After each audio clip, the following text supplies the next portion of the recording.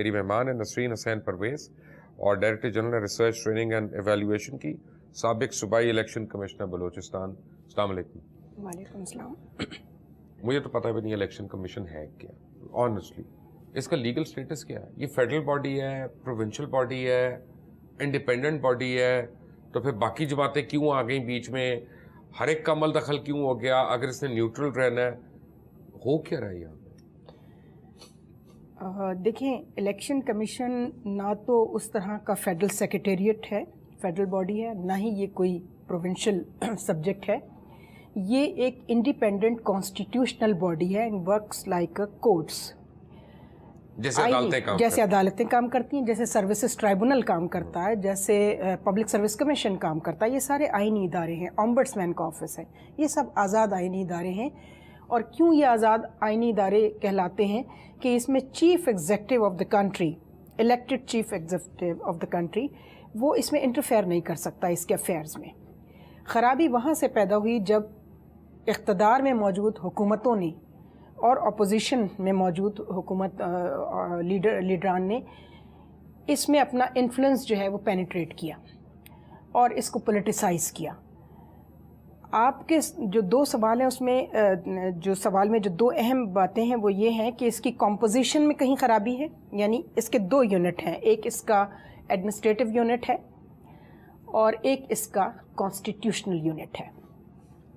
جو constitutional structure ہے وہ تو لاء میں ڈیفائن کیا ہوا ہے، الیکشن لاز میں، اور اس آئین میں جو 42 سال پہلے بنا تھا 73 کا، جس میں اتنے زیادہ خرابیاں تھیں کہ جن صاحب نے یہ بنایا تھا انہوں نے 4 گھنٹے بعد اس میں 6 ترمیمیں خود کر دی تھیں.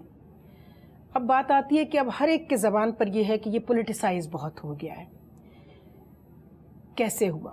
اس کی ایک ہسٹری ہے. ظاہر ہے کہ بھٹو صاحب نے اس کو جب پولیٹیسائز کرنا شروع کیا تو وہ ان کے پاس ایک ٹارگٹ تھا کہ جب میں نیکسٹ الیکشن لڑوں گا مغربی پاکستان، چونکہ یہی پاکستان رہ گیا تھا، تو مجھے میرے ٹارگیٹڈ ریزلٹس مل جائیں.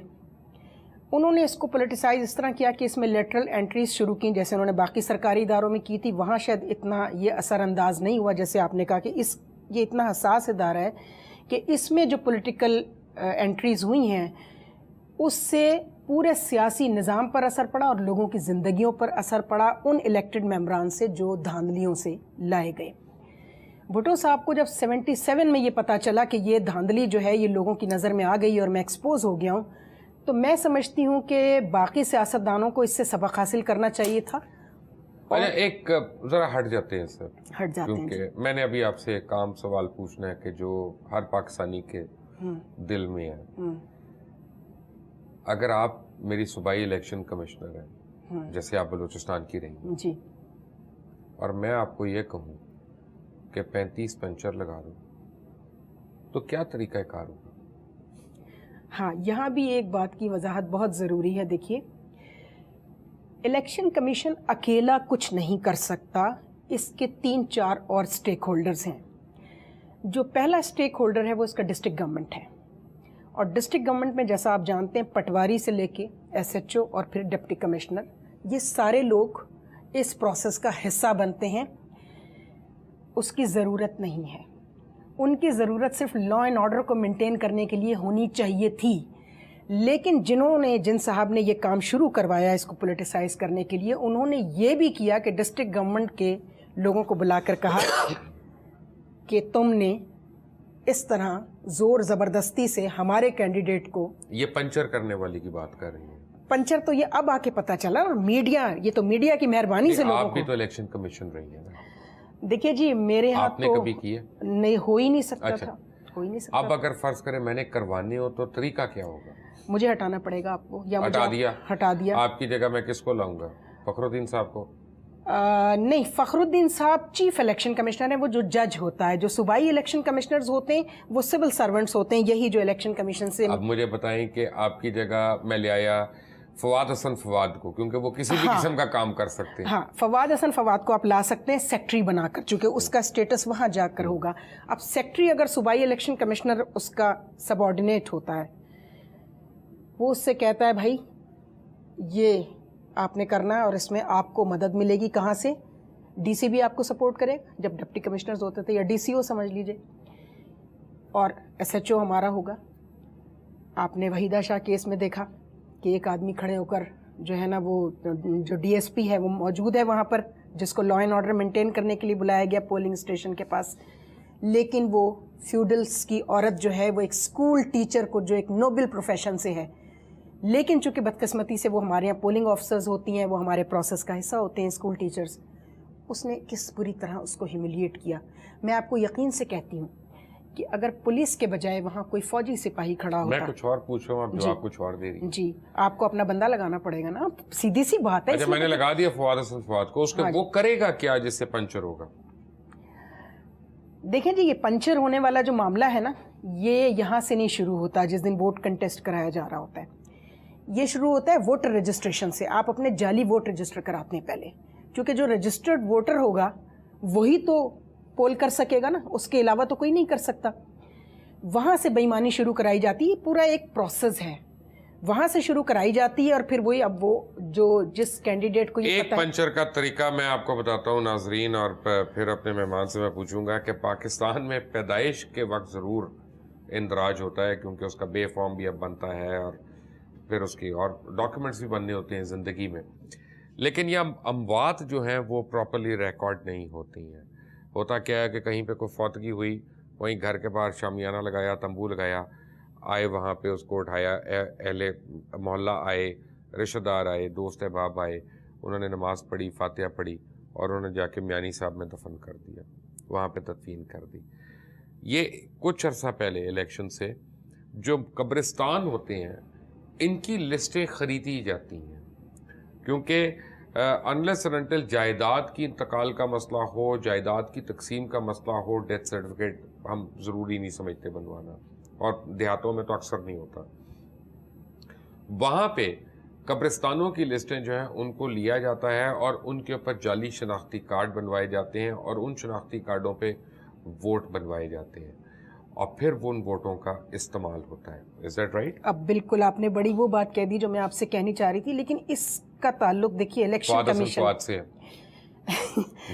نہیں ہے. دیکھیے فواد سے تو سب کا تعلق ہے. یہ DMG مافیا ہے, اس نے پورے ملک کو اپنے شکنجے میں, یہ پورا مافیا ہے یہ DMG مافیا جو ہے. دیکھیے میری بھی کچھ ذمہ داری ہے being a citizen of the country. اگر میرے گھر میں میرے والد کی ڈیتھ ہوئی ہے تو یہ میری ڈیوٹی ہے کہ میں جا کر پہلے تو ڈیتھ سرٹیفکیٹ بھائی آپ ایک سیکنڈ, جسے کہتے ہیں پنجابی میں ہم کہتے ہیں پاسے ہو جاؤ نا, سر پاسے ہو رہے ہیں. سر سن لیجیے نا مبشرہ, بات یہ ہے کہ یہ میری بھی تو ڈیوٹی ہے نا بینگ اے ووٹر, کہ میں اپنے والد کا ووٹ ڈیلیٹ کراؤں جا کر جس جگہ پہ وہ رجسٹرڈ ہے کہ جی ان کی ڈیتھ ہو گئی. نہیں کرایا نا. اچھا, ایک اور چیز بھی ہوتی ہے اسی کے ساتھ وہ جڑی ہوئی ہے, اوورسیز پاکستانیز وہ ملک سے باہر ہوتے ہیں. یہ صرف قبرستان سے لسٹیں ہی نہیں خریدتے, یہ وہ شناختی کارڈ بھی خرید لیتے ہیں. ان کو پتہ ہوتا ہے کون کون سے لوگ امیگریشن سے جات کے دیکھتے ہیں کتنے لوگ باہر گئے ہوئے ہیں, ان کے ووٹ بھی کاسٹ ہو جاتے ہیں. یہ بھی پینچر, ایک دوسرا پینچر یہاں سے لگتا ہے. تو یہ کس کی ذمہ داری ہے؟ میرے گھر سے میرا بھائی, میرا بیٹا, میرا. اسی لیے اوورسیز پاکستانیز کو ووٹنگ کا رائٹ نہیں دیا جاتا. ہاں, کبھی بھی نہیں دیں گے. 20 سال سے تو یہ قصہ چل رہا ہے. آپ نے پچھلے پروگرام میں آپ کے ساتھ اس پر بات بھی ہوئی تھی. اوورسیز پاکستانیز کا ووٹ بھی کاسٹ ہو جاتا ہے یہاں پر. اگر ہم نے پوسٹل بیلٹ میں کیا ہوتا ہے؟ پوسٹل بیلٹ میں اتنی گڑبڑ نہیں ہوتی. پوسٹل بیلٹ میں تو ایک آدمی جو ہے وہ اپنا جب بھیجتا ہے اپنا, پوسٹل بیلٹ کی تعداد ویسے بہت کم ہوتی ہے, میں آپ کو بتاؤں, جتنا یہ گراؤنڈ پر جتنا لاکھوں میں تو ہے نا, شاید لاکھوں. سرکاری ملازم جتنا ہے, آپ کا فوجی ہے, پولیس والا ہے, یہ وہ سارے وابڈا کے ملازمین. ہاں, لیکن سب نہیں دے, سب ووٹ کاسٹ نہیں کرتے. وہ کرے نہ کریں, لوگوں کی پارٹیسپیشن پر ہمارے لوگ الیکشن کمیشن کے قوانین بناتا کون ہے؟ نہیں, قوانین تو کانسٹیٹیوشن میں گیون ہے, گیون ہے الیکشن لاز, لیکن وہ امپلیمنٹ ہو نہیں پاتے. کیوں نہیں ہو پاتے؟ بالکل کنٹیمپٹ آف کانسٹیٹیوشن ہے. مثلا آپ نے ایک لا بنا ہوا ہے کہ الیکشن کمیشن جو چیف الیکشن کمشنر ہوتا ہے وہ بتا دیتا ہے کہ جی اس کیمپین پر آپ اتنی ایڈورٹائزمنٹ کریں گے اتنے اماؤنٹ تک کی, اس سے آگے نہیں جائیں گے. لیکن اتنے اماؤنٹ کی تو صرف ایک پرنٹ گروپ کو یا ایک الیکٹرانک گروپ کو دی جا رہی ہوتی ہے. بلینز میں ایڈورٹائزنگ کا بجٹ ہوتا ہے. اصولاً تو اسی وقت ڈسکوالیفائی کر دینا چاہیے کینڈیڈیٹ کو بلا کے, لیکن نہیں ہوتا. کیوں نہیں ہوتا؟ پولیٹیسائز کر دیا گیا ہے. سیاستدانوں سے ان کو ڈر لگتا ہے, الیکشن کمیشن کے لوگوں کو, ان کو پتا ہوتا ہے کل یہ صاحب جو ہیں یہ الیکٹ ہو کر آ جائیں گے. تو اس عمر کا آدمی کیوں ہم الیکشن کمشنر بناتے ہیں کہ جس بیچارے کو ڈر ہی لگتا رہے کہ وہ میں ابھی دیکھیے گیا وہ تو میلا کبھی گیا. فائڈیز تھا, سارا بدنیتی کے ساتھ ہوا تھا. فخرو بھائی کے لیے میں صرف ایک بات کہوں گی کہ رضیہ ہونڈوں میں گھری ہوئی تھی بس. تو رضیہ تو بن گئے نا. ہاں رضیہ نہیں بننا چاہیے تھا ان کو, ابھی اور بھی کچھ لوگ تو بننے جب جا رہے ہیں. ریٹائرمنٹ کی ایک حد مقرر ہے, جی, ایک عمر مقرر ہے, جی جی, تو اس کے بعد چیف الیکشن کمیشن کیسے بن جاتا ہے؟ بات ساری وہی ہے کہ جی ان کی ساکھ بہت اچھی ہے. سارے سیاستدانوں کا اس پہ کنسنسس تھا یا نہیں تھا, آپ بتائیے.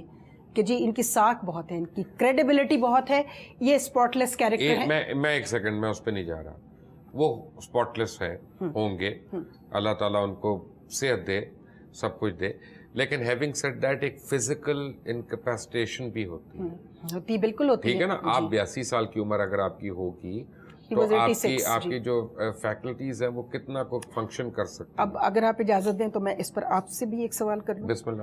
صرف چیف الیکشن کمشنر پر ان کی ایج کے حوالے سے آپ کا آبجیکشن ہے, اسی دور میں کیئر ٹیکر پرائم منسٹر جو بنائے گئے صاحب, ان کی کیا عمر تھی؟